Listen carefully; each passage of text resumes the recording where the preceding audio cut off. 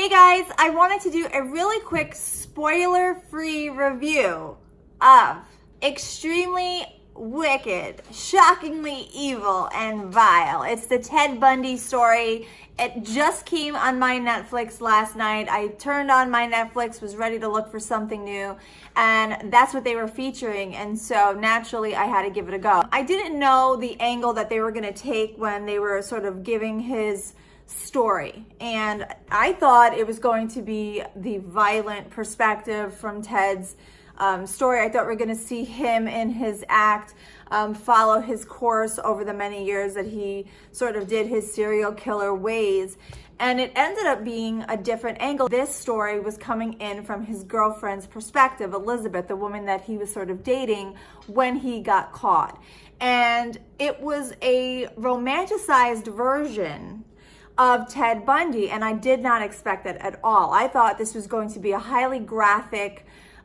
serial killer story, and instead what we got was a story of denial.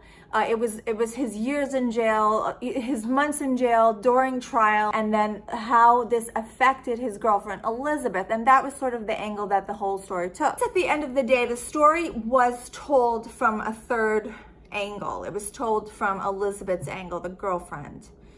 And from her angle, I guess the story is denial, because for all those years, she just didn't want to believe it.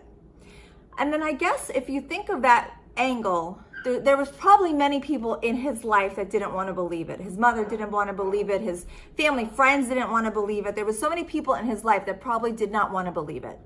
And so maybe Netflix said, well, what if we took these crazy people that they do these horrible things, and what if we wrote a story from the perspective of the people who just don't believe it? But what does that do to the many victims out there who still suffer the loss from Ted Bundy's hand? He has been romanticized and glorified in this story. And he has been softened from this documentary in a irreversible way.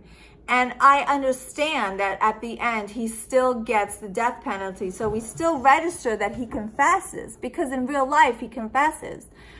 But he has been so softened through this whole thing. Like you almost, he's humanized through this story, through Zac Efron. And Zac Efron was amazing. He was amazing. He was spot on. He was incredible. He played that flawlessly. He played Ted Bundy flawlessly.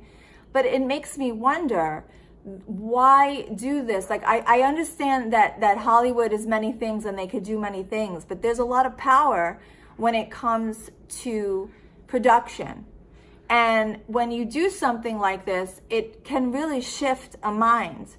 And now people are looking at Ted Bundy and they're going, oh gosh, he was such a great guy. He was so smart. What a shame. What a shame. We lost a great mind. He could have been something, that Ted Bundy. Darn it. Instead of, he killed 30 to 50 women at a minimum. And what a shame. What a loss. What a horror for all those families.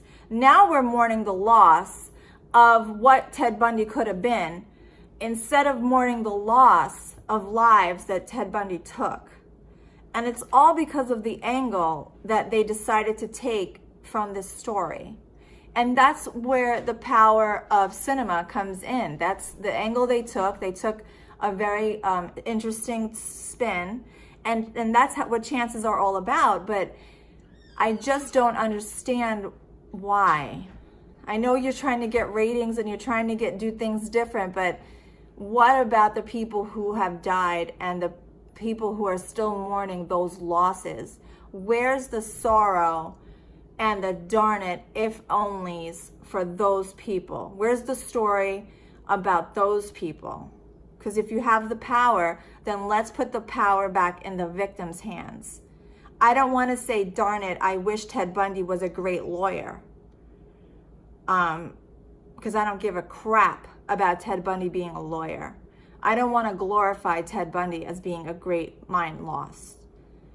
And that's what happened in this story.